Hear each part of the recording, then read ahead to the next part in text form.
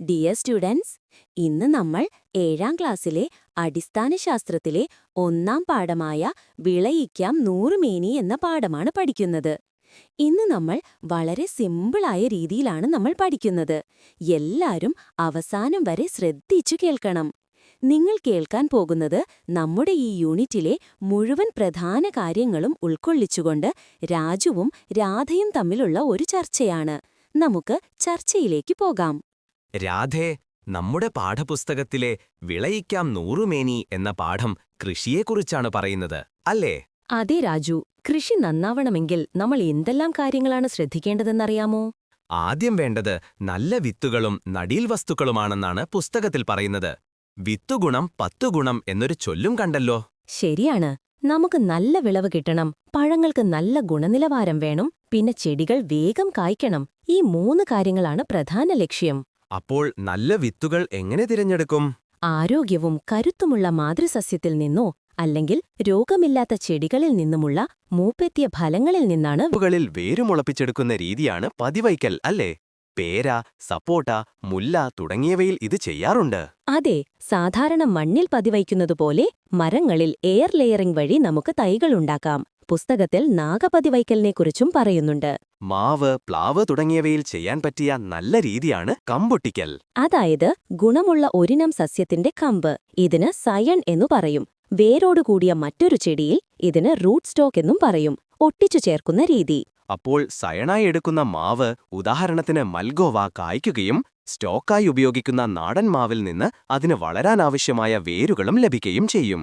കമ്പൊട്ടിക്കലിന് സമാനമായി കമ്പിനു പകരം ഒരു മുകുളമെടുത്ത് ഒട്ടിച്ചു ചേർക്കുന്ന രീതിയാണ് മുകുളമൊട്ടിക്കൽ. റബ്ബറിലും പ്ലാവിലുമൊക്കെ ഇത് ഉപയോഗിക്കാറുണ്ട്. 2 വ്യത്യസ്ത ഗുണങ്ങളുള്ള ചെടികൾ തമ്മിൽ പരാഗണം നടത്തി ഏറ്റവും നല്ല ഗുണങ്ങളോടുകൂടിയ പുതിയ വിത്തുകൾ ഉണ്ടാക്കുന്നതിനെയാണോ വർഗസങ്കരണമെന്ന് പറയുന്നത്? അതെ, അതിനെ സങ്കരയിനങ്ങൾ എന്നു വിളിക്കും. ഇത് കൃത്രിമ പരാഗണം വഴിയാണ് ചെയ്യുന്നത്. പുസ്തകത്തിൽ കുറച്ചു സങ്കരയിനങ്ങളുടെ പേരുകൾ തന്നിട്ടുണ്ടല്ലോ. മുളക് ഈക്വൽസ് ഉജ്ജ്വല, ജ്വാലാമുഖി. പയർ ഈക്വൽസ് ജ്യോതിക, ഭാഗ്യലക്ഷ്മി. നല്ല തൈകളുണ്ടാക്കിയതുകൊണ്ട് മാത്രം കാര്യമില്ലല്ലോ. കൃത്യമായ പരിപാലനവും വളപ്രയോഗവും വേണം. തീർച്ചയായും. വളങ്ങളെ പ്രധാനമായും 2ആയി തിരിക്കാം. ജൈവവളങ്ങൾ, ചാണകം, കമ്പോസ്റ്റ്, എല്ലുപൊടി. ഇവ മണ്ണിൽ എളുപ്പത്തിൽ ലയിക്കുകയും മണ്ണിന്റെ ഘടന മെച്ചപ്പെടുത്തുകയും ചെയ്യുന്നു. രാസവളങ്ങൾ, യൂറിയ, സൂപ്പർ ഫോസ്ഫേറ്റ്, NPK വളങ്ങൾ. ഇവയിൽ ഒരു നിശ്ചിത പോഷകഘടകം മാത്രമായി നൽകാൻ സാധിക്കും.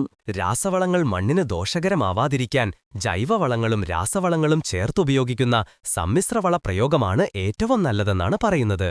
കൃഷിയെ ബാധിക്കുന്ന മറ്റൊരു പ്രശ്നമാണ് കീടങ്ങൾ. കീടങ്ങളെ നിയന്ത്രിക്കാൻ 3 രീതികളാണ് നമ്മൾ പഠിച്ചത്.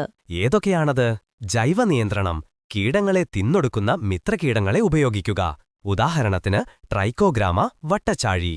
യാന്ത്രിക നിയന്ത്രണം: കീടങ്ങളെ കൈകൊണ്ട് നീക്കം ചെയ്യുകയോ കെണികൾ വെച്ച് പിടിക്കുകയോ ചെയ്യുക. രാസജൈവ കീടനാശിനികൾ: പുകയില കഷായം, വേപ്പെണ്ണ എമൽഷൻ പോലുള്ള ജൈവ കീടനാശിനികൾ ഉപയോഗിക്കുക. കൃഷിക്ക് സഹായകരമായ ചില സ്ഥാപനങ്ങളെക്കുറിച്ചും പാഠത്തിലുണ്ട്. അതെ, കുറച്ചു കാർഷിക ഗവേഷണ കേന്ദ്രങ്ങൾ ഇവയാണ്.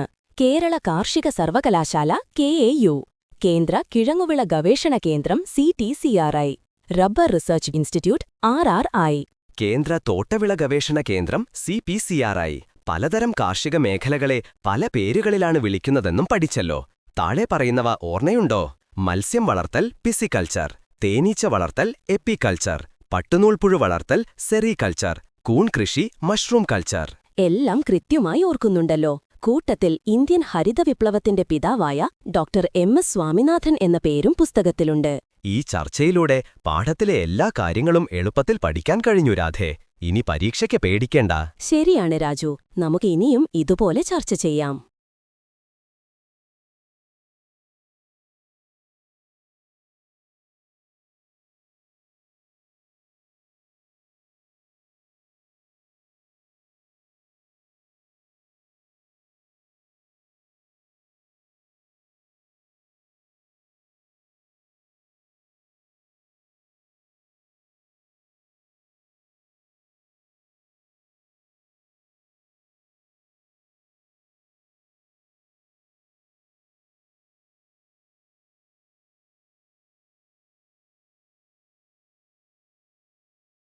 ഇന്നത്തെ നമ്മുടെ ക്ലാസ് നമ്മൾ ഇവിടെ അവസാനിപ്പിക്കുന്നു.